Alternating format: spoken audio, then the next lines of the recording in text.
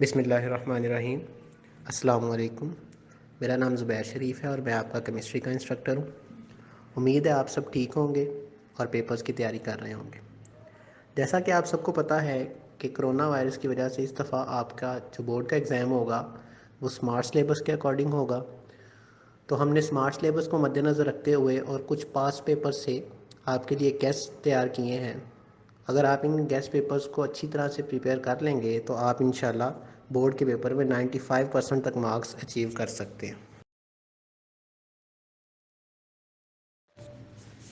जी बेटा, सबसे पहला हमारे पास चैप्टर है फंडामेंटल्स ऑफ केमिस्ट्री। तो इस चैप्टर में आप केमिस्ट्री के बारे में जो बेसिक डेफिनेशंस यूज़ होती हैं उन सब डेफिनेशंस के बारे में पढ़ेंगे। और इसमें जो इम्पॉर्टेंट टॉपिक्स हैं उनमें homogeneous mixture, heterogeneous mixture, relative atomic mass, empirical formula, types of molecules, ये सब बहुत इंपॉर्टेंट टॉपिक्स हैं और इनमें से शॉर्ट क्वेश्चंस और लॉन्ग क्वेश्चंस दोनों आने की बहुत उम्मीद है। तो आपने इन सब टॉपिक्स को अच्छी तरह से प्रिपेयर करना है और इन टॉपिक्स से जितने भी क्वेश्चन रेलेवेंट बन रहे थे हमने उन स्टेटमेंट्स की फॉर्म में आपको दे दिए हैं। तो इस तरह से ये स्टेटमेंट्स आपसे बोर्ड के पेपर में पूछी जा सकती हैं। नेक्स्ट बेटा हमारे पास चैप्टर नंबर 2 है जिसका नाम है structure of atoms.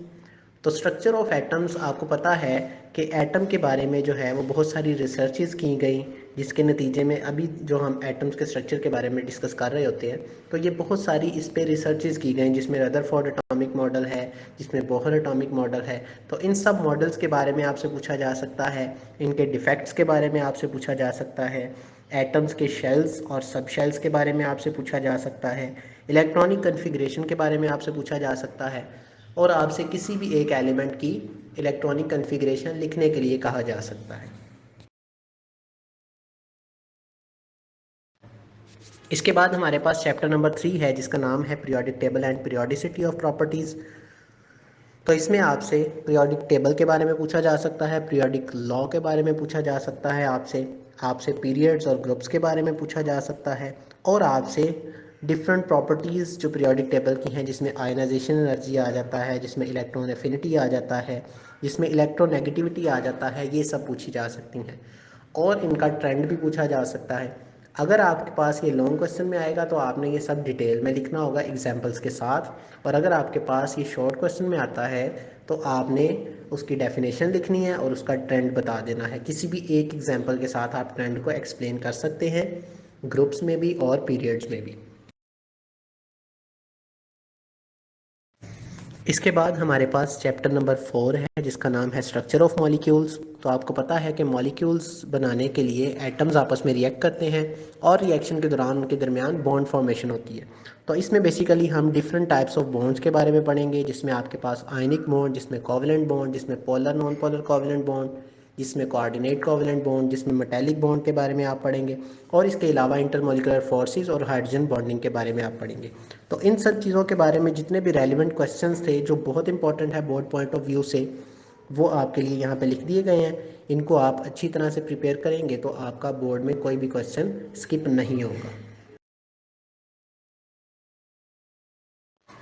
Chapter number 5 है इसके बाद बेटा हमारे पास, जिसका नाम है फिजिकल स्टेट्स ऑफ मैटर। तो हमारे पास यहाँ पे मैटर की 3 स्टेट्स डिस्कस की हुई हैं, जिसमें गैसेस, जिसमें लिक्विड्स और जिसमें सॉलिड्स की बात की गई है। सॉलिड वाला पोर्शन भी यहाँ पे ज़्यादा यूज़ नहीं किया गया। तो सबसे पहले हम बात कर लेते हैं गैसेस की। तो इसमें सबसे पहले आपने गैसेस लॉज को डिस्कस करना है, जिसमें बॉयल्स लॉ और चार्ल्स लॉ है। अगर ये आपसे शॉर्ट क्वेश्चन में पूछ लिए जाते हैं तो आपने इनकी स्टेटमेंट्स लिखनी है और साथ आपने इनकी फाइनल एक्सप्रेशंस लिख देने हैं। लेकिन अगर ये क्वेश्चन आपसे लॉन्ग क्वेश्चन में पूछे जाएंगे तो आपने इसको पूरी डिटेल इसकी लिखनी है, डिटेल में इसकी डेरिवेशन लिखनी है और इसकी एक्सपेरिमेंटल वेरिफिकेशन भी साथ आपने लिख देनी है। इसके बाद हम बात कर लेते हैं लिक्विड्स की। तो लिक्विड्स में आपके पास इवेपोरेशन है, आपके पास बॉइलिंग पॉइंट है, आपके पास वेपर प्रेशर है। आपसे इनके फैक्टर्स भी पूछे जा सकते हैं अगर ये लॉन्ग क्वेश्चन में आएगा। तो अगर शॉर्ट क्वेश्चन में आएगा तो कोई सा एक फैक्टर पूछा जा सकता है, जैसे कि आप बताएं कि बॉइलिंग पॉइंट पे इंटरमोलिकुलर फोर्सेस किस तरह से इफेक्ट करती हैं, या आपसे पूछा जा सकता है कि इवेपोरेशन के ऊपर टेम्परेचर का क्या इफेक्ट होता है। तो ये आप इस तरह से इसको सॉल्व करेंगे। इसके बाद हमारे पास है यूनिट नंबर 6 जिसका नाम है सॉल्यूशंस। तो आपको पता है सबसे पहले कि हमारे पास सॉल्यूशन तब बनता है जब सोल्यूट और सॉल्वेंट आपस में डिज़ोल्व होते हैं। तो आपसे सोल्यूट और सॉल्वेंट के बारे में पूछा जा सकता है। आपसे सॉल्यूशन की डिफरेंट टाइप्स पूछी जा सकती हैं, जिसमें एक्वस सॉल्यूशन आ जाएगा, जिसमें सैचुरेटेड सॉल्यूशन आएगा, अनसैचुरेटेड सॉल्यूशन आएगा और सुपर सैचुरेटेड सॉल्यूशन आएगा। इसके अलावा इसमें से आपसे सॉल्युबिलिटी के बारे में पूछा जा सकता है। इसके अलावा आपसे मोलैलिटी के बारे में पूछा जा सकता है और ये भी पूछा जा सकता है कि हम मोलर सॉल्यूशन को किस तरह से प्रिपेयर करते हैं। इसके अलावा आपके पास कंसंट्रेशन के यूनिट्स पूछे जा सकते हैं।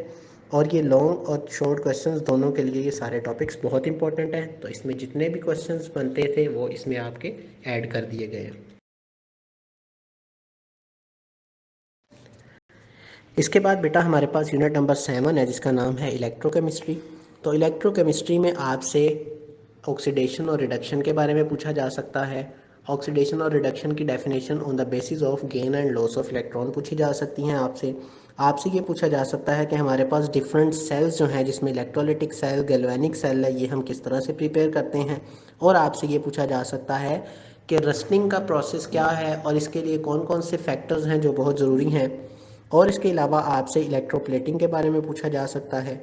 और लॉन्ग क्वेश्चन में आपसे इलेक्ट्रोप्लेटिंग डिटेल में पूछा जा सकता है कि हम इलेक्ट्रोप्लेटिंग किस तरह से करते हैं, कौन कौन से वो प्रोसेसेस हैं जिनसे वो इलेक्ट्रोप्लेटिंग होती है। और इसके अलावा आपके पास लॉन्ग क्वेश्चन में जो बहुत इंपॉर्टेंट लॉन्ग क्वेश्चन है वो है रस्टिंग ऑफ आयरन, और ये इंशाल्लाह ज़रूर आएगा। इसके बाद हमारे पास यूनिट नंबर 8 है जिसका नाम है केमिकल रिएक्टिविटी, जिसमें हमारे पास डिफरेंट एलिमेंट्स की रिएक्टिविटी को आपस में कंपेयर किया जाएगा। जैसा कि हमारे पास यहाँ पे मेटल्स और नॉन मेटल्स की रिएक्टिविटी को डिस्कस किया हुआ है।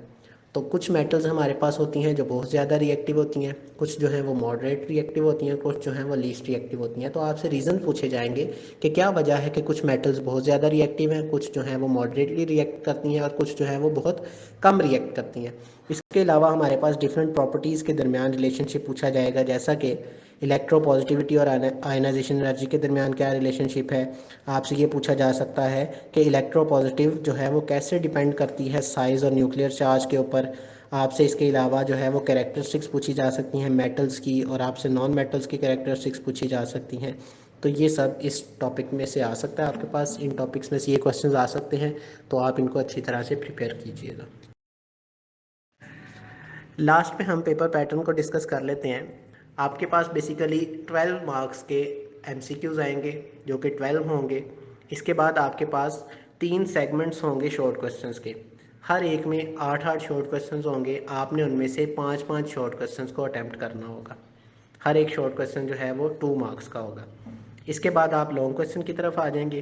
तो लॉन्ग क्वेश्चन आपके पास टोटल 3 होंगे और हर एक लॉन्ग क्वेश्चन के ए और बी पार्ट होगा। एक पार्ट जो है वो 5 मार्क्स का होगा, दूसरा पार्ट जो है वो 4 मार्क्स का होगा। तो आपने उन 3 लॉन्ग क्वेश्चन में से 2 लॉन्ग क्वेश्चंस अटैम्प्ट करने हैं। तो इस तरह से आपके 12 मार्क्स एमसीक्यूज़ के हो जाएंगे, 30 मार्क्स आपके शॉर्ट क्वेश्चंस के हो जाएंगे और 18 मार्क्स आपके हो जाएंगे लॉन्ग क्वेश्चन के। तो टोटल आपका 60 मार्क्स का पेपर होगा। मज़ीद इस तरह की इन्फॉर्मेटिव वीडियोज़ हासिल करने के लिए और दूसरे सब्जेक्ट्स के भी गेस्ट पेपर हासिल करने के लिए इस चैनल को सब्सक्राइब ज़रूर करें और वीडियोज़ को लाइक ज़रूर करें।